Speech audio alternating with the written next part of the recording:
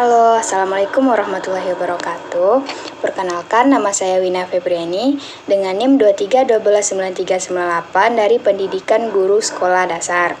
Pada video kali ini, saya akan membahas mengenai administrasi sarana dan prasarana pendidikan, di mana seperti pada pembahasan saya sebelum-sebelumnya bahwa administrasi ini bisa kita artikan sebagai rangkaian kegiatan atau pekerjaan secara tertulis, catat-mencatat, mengirim, dan menyimpan keterangan-keterangan penting untuk meningkatkan kualitas pekerjaan dan hasil yang memuaskan. Dan sedangkan sarana itu merupakan semua fasilitas yang diperlukan di dalam proses belajar mengajar, baik yang bergerak maupun yang tidak bergerak, agar pencapaian tujuan pendidikan berjalan dengan lancar, teratur, efektif, dan juga efisien. Sedangkan untuk pengertian dari prasarana ini merupakan fasilitas yang secara tidak langsung menunjang berjalannya proses pendidikan seperti halaman, kebun atau taman sekolah, jalan menuju sekolah, tata tertib sekolah, dan lain sebagainya. Di dalam peraturan pemerintah nomor 19 di tahun 2005 mengenai tentang standar sarana dan prasarana pendidikan secara nasional pada bab 7 pada pasal 42 disebutkan bahwa sarana ini merupakan satuan pendidikan wajib yang meliputi perabot, peralatan pendidikan, media pendidikan, buku, dan sumber belajar lainnya, yaitu bahan yang habis pakai serta perlengkapan lain yang diperlukan untuk menunjang proses pembelajaran yang teratur dan berkelanjutan.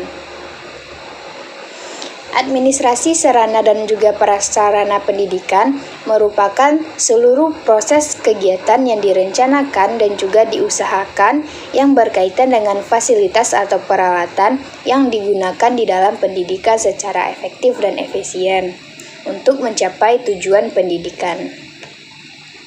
Sarana prasarana ini juga merupakan sumber daya pendidikan yang sangat perlu dan sangat penting dikelola dengan baik serta merupakan bagian yang tidak dapat dipisahkan dari pendidikan, seperti gedung sekolah, perlengkapan administrasi, sampai pada sarana yang digunakan secara langsung di dalam proses belajar mengajar di dalam kelas.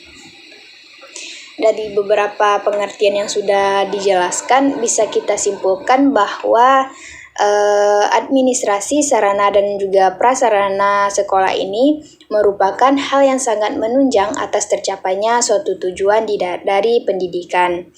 Sebagai seorang personal pendidikan ini, kita dituntut untuk menguasai dan juga memahami administrasi etika kerjasama, etika kerja sesama personal pendidikan, sarana dan prasarana untuk meningkatkan daya kerja yang efektif dan juga efisien serta mampu menghargai sehingga akan tercipta keserasian, kenyamanan yang dapat menimbulkan kebanggaan dan rasa memiliki baik dari warga sekolah maupun warga masyarakat sekitarnya, sehingga sarana dan prasarana yang ada dapat terjaga dengan baik. Di dalam hubungan dengan sarana pendidikan, seorang ahli, Ibrahim Mufadal pada tahun 2003 mengklasifikasikan menjadi beberapa macam sarana pendidikan yang ditinjau dari berbagai sudut. Yang pertama yaitu habis tidak dipakainya.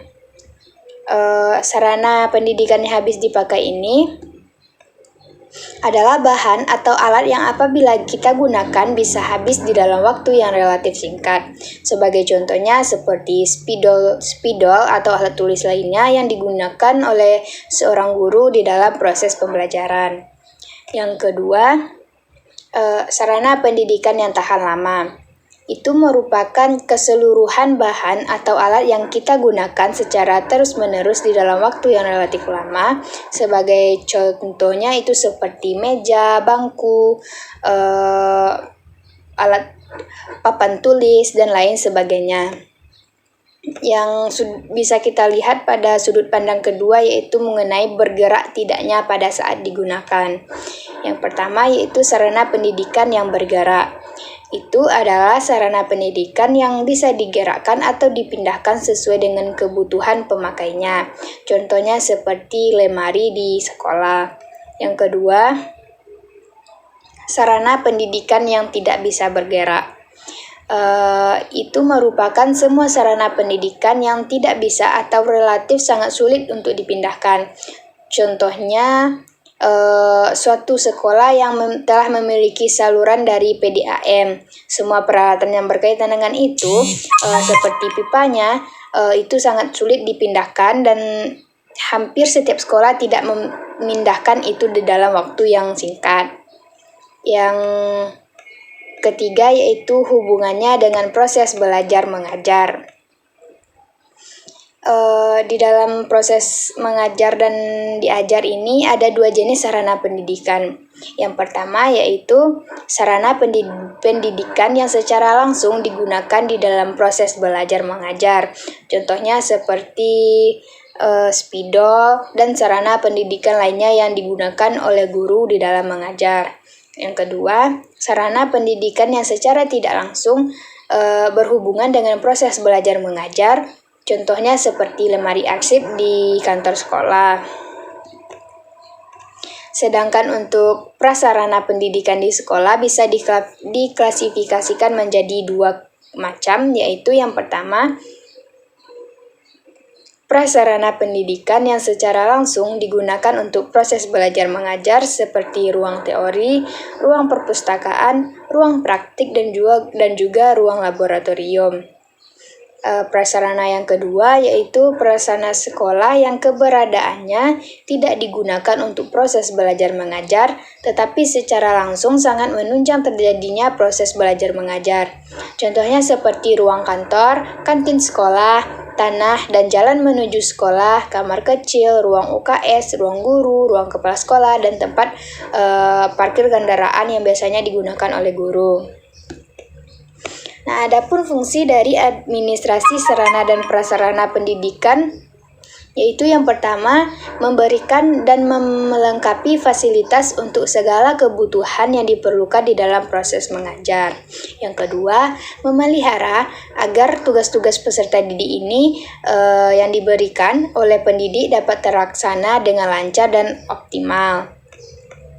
Yang ketiga, mempermudah pemahaman peserta didik tentang materi yang telah disampaikan dengan menggunakan sarana dan prasarana pendidikan yang tepat di dalam proses pembelajaran.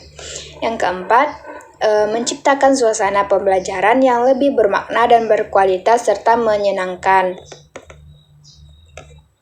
Nah, untuk tujuannya, pada dasarnya administrasi sarana dan prasarana ini memiliki beberapa tujuan yang harus diketahui. Yang pertama yaitu menciptakan sekolah atau madrasah yang bersih, rapi, indah sehingga menyenangkan bagi warga sekolahnya.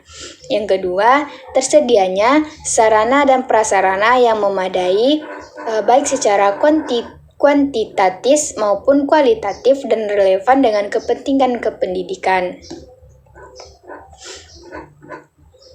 Yang pembahasan selanjutnya mengenai komponen dari administrasi sarana dan juga prasarana sekolah. Yang komponen yang pertama itu adalah lahan. Lahan ini adalah suatu komponen administrasi sarana dan prasarana yang sangat diperlukan di dalam mendirikan sekolah, dan lahan ini juga harus disertai dengan bukti kepemilikan yang sah, contohnya berupa sertifikat. Karena hal itulah lahan ini harus jauh atau tidak berada di dekat sungai, jalur kereta api, terhindar dari pencemaran air dan udara, serta terhindar dari kebisingan yang akan mengancam kesehatan serta keselamatan peserta didik maupun pendidik beserta staf-staf sekolahnya. Yang kedua, ada komponen ruang. Nah, komponen ruang ini secara umum dikelompokkan menjadi 3. Yang pertama yaitu ruang pendidikan, yang berfungsi sebagai tempat terjadinya proses kegiatan belajar mengajar baik secara teori maupun praktik. Yang kedua ada ruang administrasi. di mana ruang administrasi ini dipergunakan untuk segala kegiatan yang dikerjakan di kantor. Yang ketiga yaitu ruang penunjang. Ruang penunjang ini memiliki fungsi sebagai tempat pendukung proses kegiatan belajar mengajar.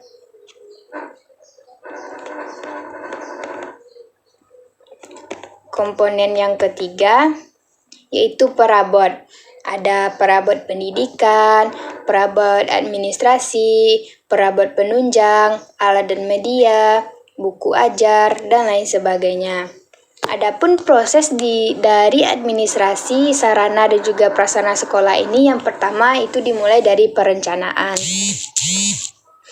Perencanaan sarana dan prasarana sekolah ini merupakan suatu pekerjaan yang kompleks karena pekerjaan ini harus terintegrasi dengan rencana pembangunan yang secara nasional, regional, maupun lokal.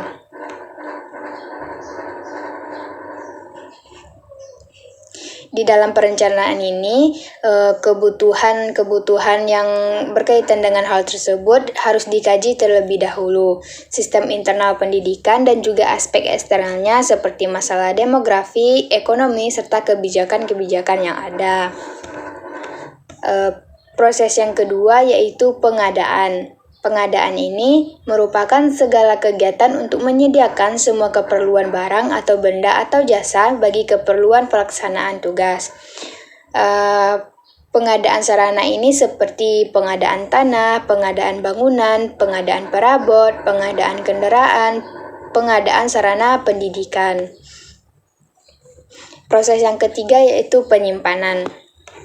Penyimpanan ini akan mampu menampung atau mewadahi hasil pengadaan barang-barang tadi demi keamanannya baik yang belum maupun yang telah didistribusikan. Kegiatan dari penyimpanan ini berupa menerima barang, menyimpan barang, dan mendistribusikan barang sesuai dengan peredaran Undang-Undang Indonesia pada pasal 55 dan 57. Proses yang keempat itu ada inventariasi, di mana ini merupakan kegiatan untuk mencatat dan juga menyusun daftar barang-barang atau bahan yang ada secara teratur menurut ketentuan yang telah berlaku. Proses yang kelima ada penyaluran. Penyaluran ini merupakan kegiatan yang menyangkut pemindahan barang dan juga tanggung jawab dari instansi atau pemegang yang satu kepada instansi atau pemegang yang lainnya.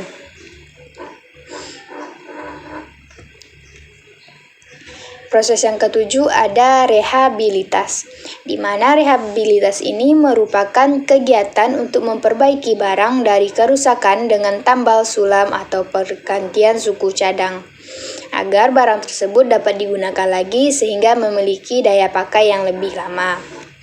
Proses yang ke-8 ada penghapusan dan penyingkiran, di mana hal ini merupakan proses kegiatan yang bertujuan untuk mengeluarkan atau menghilangkan barang-barang milik negara dari daftar inventaris negara berdasarkan peraturan perundang-undangan yang berlaku. Apabila biaya rehabilitas barang tersebut terlalu besar, sedangkan untuk daya pakainya terlalu singkat, maka barang tersebut lebih baik tidak dipakai lagi dan dikeluarkan dari daftar inventaris. Nah, sebagai salah satu fungsi dari pengelolaan perlengkapan, penghapusan ini memiliki arti yang pertama yaitu mencegah atau sekurang-kurangnya membatasi kerugian yang jauh lebih besar. Juga bisa meringankan beban kerja inventarisasi karena banyaknya barang-barang yang tinggal menyusut. Juga bisa membebaskan barang-barang ini dari tanggung jawab satuan organisasi atau lembaga yang mengurusnya. Selanjutnya, proses yang ke-9 yaitu pengendalian. Seluruh kegiatan dari administrasi sarana dan juga prasarana ini masing-masingnya tidak terlepas dari monitoring setiap saat oleh pemimpin organisasi serta senantiasa juga diperhatikan kerjasamanya satu dengan yang lainnya. Seluruh kegiatan dari pengelolaan ini harus selalu berjalan kompak, serempak, dan juga terpadu.